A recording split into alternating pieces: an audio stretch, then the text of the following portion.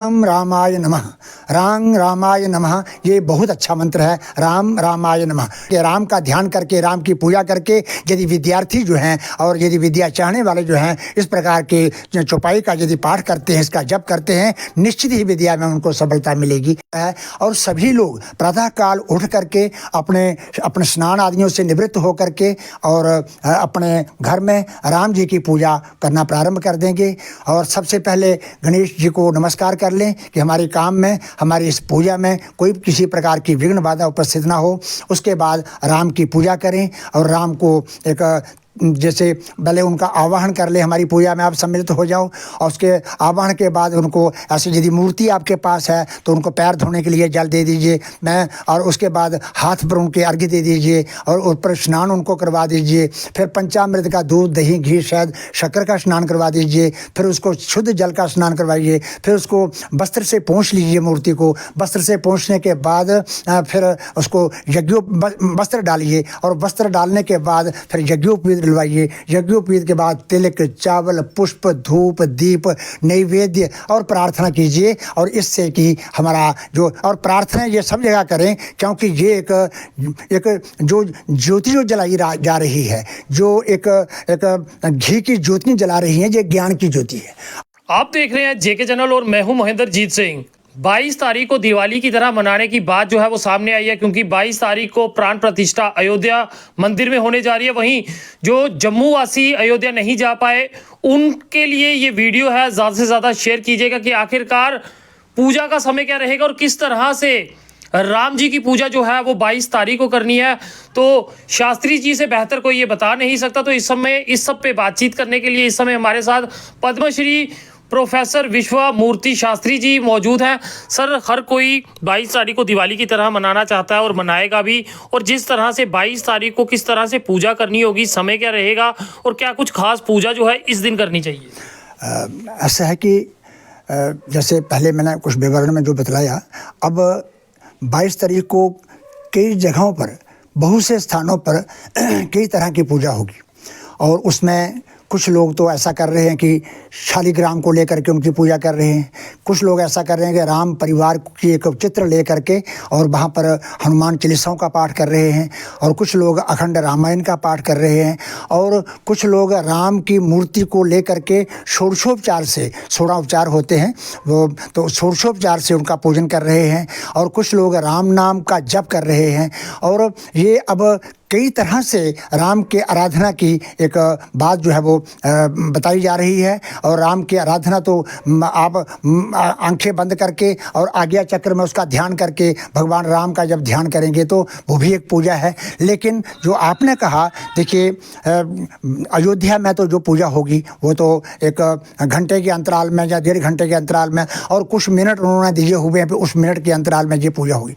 लेकिन हमारे पूरे भारतवर्ष में, हमारे जम्मू में ही समझ लीजिए आप, जम्मू में रघुनाथ मंदिर में बड़ी अच्छे तरीके से वहाँ पर पूजा की जा रही है। और सभी लोग प्रातः काल उठ करके अपने स्नान आदियों से निवृत्त होकर के और अपने घर में राम जी की पूजा करना प्रारंभ कर देंगे। और सबसे पहले गणेश जी को नमस्कार कर लें कि हमारे काम में, हमारी इस पूजा में कोई किसी प्रकार की विघ्न बाधा उपस्थित ना हो। उसके बाद राम की पूजा करें और राम को एक जैसे भले उनका आवाहन कर ले, हमारी पूजा में आप सम्मिलित हो जाओ। और उसके आवाहन के बाद उनको ऐसी यदि मूर्ति आपके पास है तो उनको पैर धोने के लिए जल दे दीजिए और उसके बाद हाथ पर उनके अर्घ्य दे दीजिए और ऊपर स्नान उनको करवा दीजिए।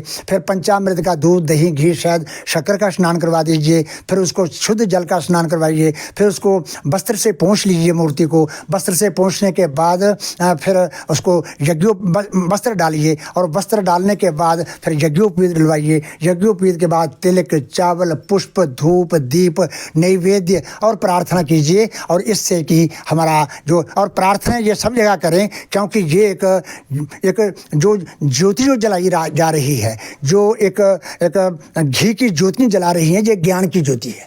और राम में जो ज्ञान था और जो कष्ट सहन करके भी हम सब के लिए उन्होंने जो ज्ञान 12 वर्ष में बतलाया, वो ज्ञान हमको बतलाया है। आप सभी लोग अपने अपने घरों में इस प्रकार से पूजा करें, भगवान से प्रार्थना करें और भगवान के जो आदर्श हैं, उनकी जो मर्यादाएं हैं, वो हम सब के घरों में विद्यमान हों, ताकि हर घर में प्रेम हो, सद्भाव हो, सहानुभूति हो और हर घर में एक स्वर्ग की तरह एक नज़ारा हो। इस प्रकार से कहते हुए यदि आप बात करेंगे तो निश्चित ही भगवान राम आपको आशीर्वाद देंगे और हम सभी उस आशीर्वाद से लाभान्वित होंगे। आखिर में जाते जाते कौन से मंत्र का जाप उस दिन करना चाहिए? देखिए, उसमें हमारे तो ऐसे ये है कि जो राम जो है ये विष्णु स्वरूप हैं, तो हमारे यहाँ भी होता है कि इदम विष्णुर्विचक्र में त्रेधा निदधे पदम समूढ़मस्य पाक गुण सुरेश्वा, इस प्रकार का विष्णु का मंत्र है। लेकिन सभी लोग मंत्रों को नहीं जानते, इसलिए राम रामाय नमः, राम रामाय नमः ये बहुत अच्छा मंत्र है। राम रामाय नमः, जहाँ नमो भगवते वासुदेवा भी कह सकते हैं, ओम रामाय नमः भी कह सकते हैं, ओम रामाय नमः भी कह सकते हैं, लेकिन राम रामाय नमः इस प्रकार के मंत्र का भी यदि जप किया जाए तो। और ये तो रामायण में आप देखते ही हैं कि कितने उन्होंने चौपाइयाँ वहाँ पर, और रामायण का पाठ करने से वहाँ पर ऐसी ऐसी कई चौपाइयाँ हैं और जिनसे कि सब प्रकार के कार्य जो हैं वो पूर्ण होते हैं। उन चौपाइयों की विधि है, इतने पाठ करो, इस प्रकार का पाठ करो तो रामायण से सब प्रकार के कार्यों की सिद्ध होती है। उनमें से मैं एक चौपाई बोलूँगा विद्यार्थियों के लिए, विद्या को प्राप्त करने के लिए। गुरुकुल पढ़न गए रघुराई, अल्पकाल विद्या सब पाई। इस प्रकार के राम का ध्यान करके, राम की पूजा करके यदि विद्यार्थी जो हैं और यदि विद्या चाहने वाले जो हैं इस प्रकार के चौपाई का यदि पाठ करते हैं, इसका जप करते हैं, निश्चित ही विद्या में उनको सफलता मिलेगी। ये धन्यवाद। जय भारत, जय माता। और बताइएगा ये वीडियो आपको कैसी लगी। देखते रहिए जेके चैनल। मुझे महेंद्र जीत सिंह और मेरे कैमरा पर्सन रघु को दीजिए इजाजत। नमस्कार।